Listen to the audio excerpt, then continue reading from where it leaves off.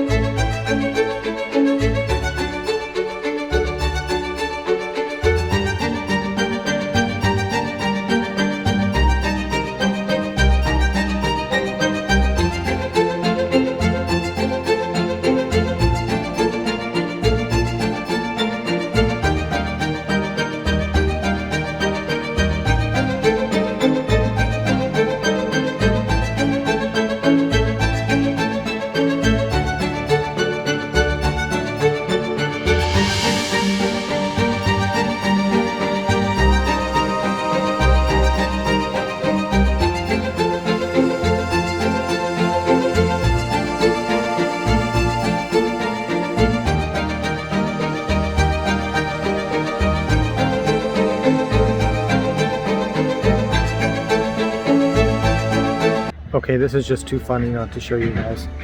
So you see here, RV dump station, right? There's my tent. Look how they gave me the best campsite. There's my bike right there.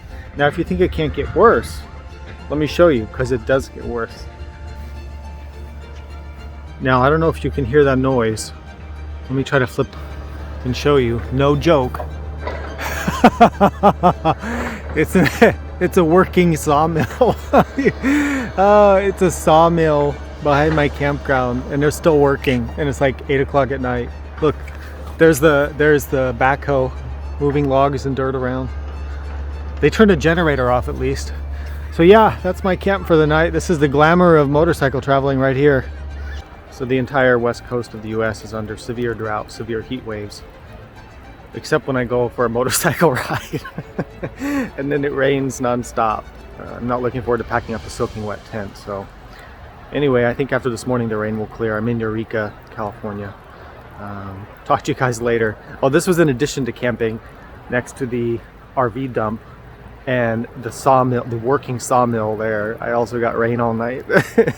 Anyway, we'll catch up to you later.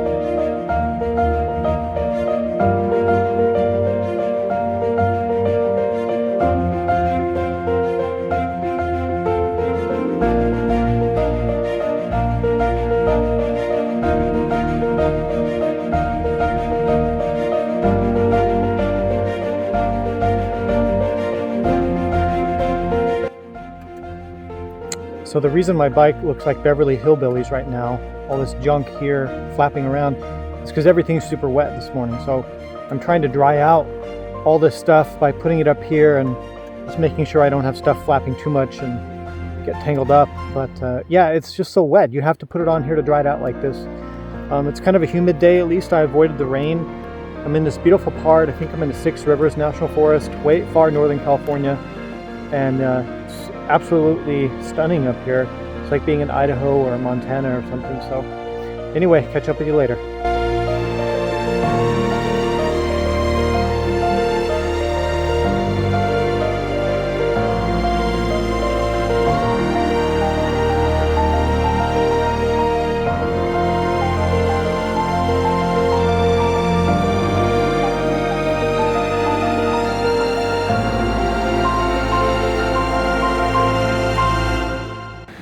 I stopped to have some quick lunch. I had half a sandwich left from when I stopped earlier.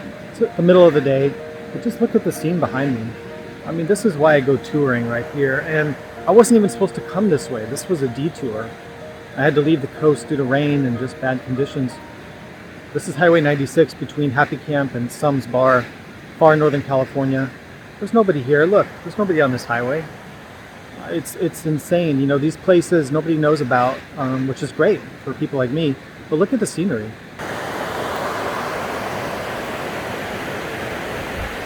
I mean, that doesn't even look like California.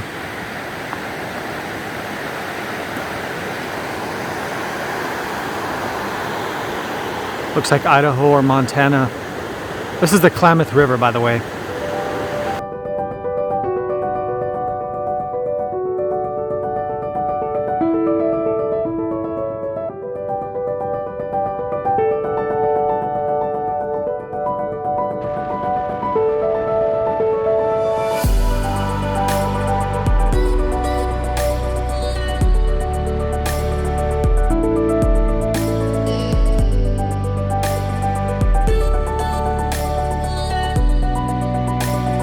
One lesson that I always am reminded of when I'm motorcycle touring, by the way, there's my bike up there, is you've got to stop. Like when you see something pretty, you've got to stop and take time and smell the roses. You know, it's a cliche, but it's actually true. It doesn't matter how many miles you ride, nobody cares. Nobody cares about how far you went. But the memories that you make and the places that you see and the time that you take to live in those moments, that's what this is about. And I forget that in between rides, and then I come out here and I remember that. So that's my lesson for today is take the time, don't worry about getting to a certain place or riding super far, because nobody cares. And seeing stuff like this is what it's all about.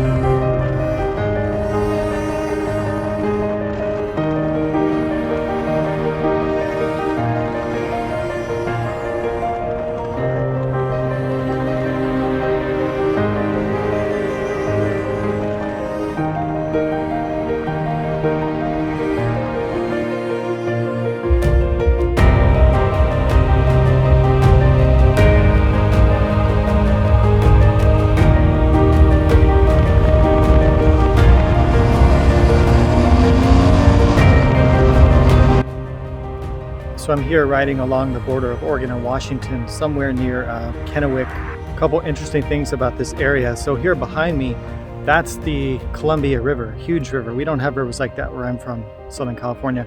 That's the border of Washington and Oregon. Back this way, and you can kind of see behind me there is where they grow like all the onions, I think, for the entire world, because for the last like hour and a half, all I do is smell onions. There's just onions everywhere. Another thing that's interesting is you see the sun is somewhere up here, but it's totally blocked out by huge smoke clouds from the, I think, the Bootleg fire in Oregon, which I'm heading towards that way pretty soon. So anyway, we'll catch you later.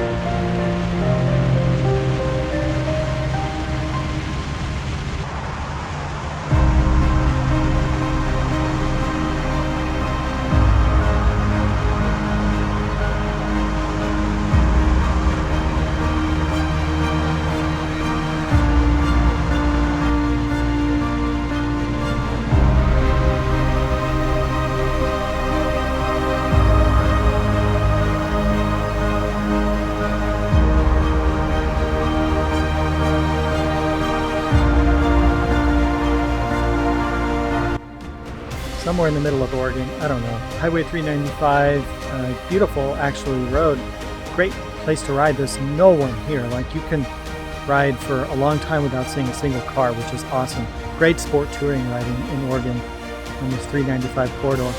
Just hot. It's 95 degrees, so I'm going to actually go take a dip in this creek here. I'm just going to like put water all down my shirt and cool my helmet off and rinse my head off with cold water, stick my feet in the water. It's just easy stuff like that, just to cool down and get refreshed. It's a good tip. If you see a stream and it's hot, go ahead and stop. Otherwise, I'm going to hit the road. Having a good day so far. Talk to you later.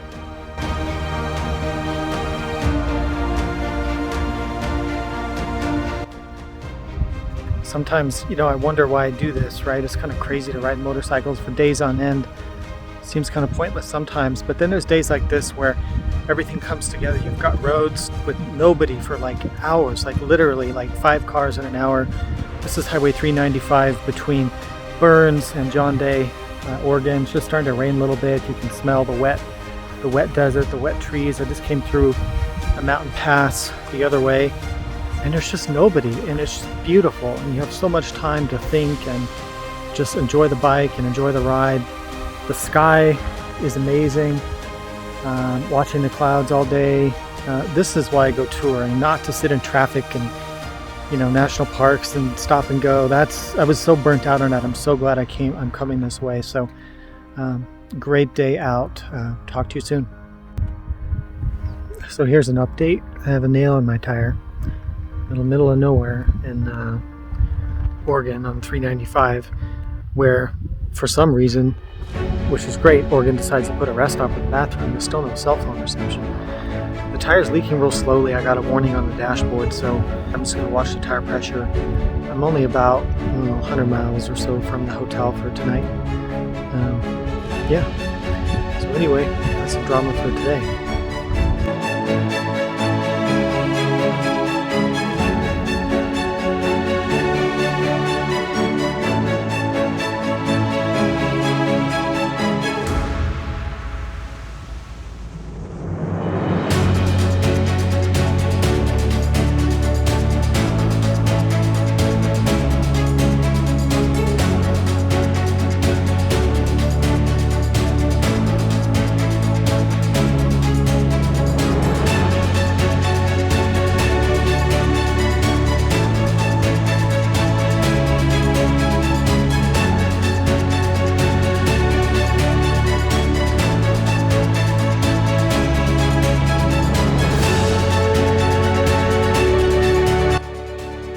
Well, I'm home.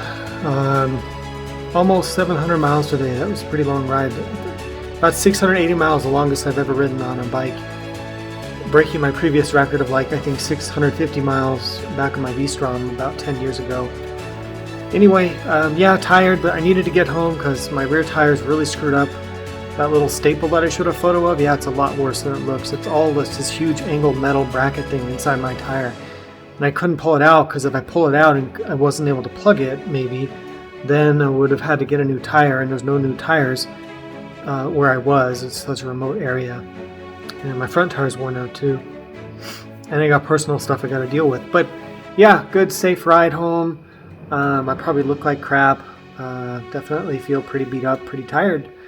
But I'm thinking about doing a 1,000-mile ride in a day to get the iron butt thing, so that's a good practice for that. So, but it's good to be back in the garage, see the other bikes here, and finally sleep in my own bed.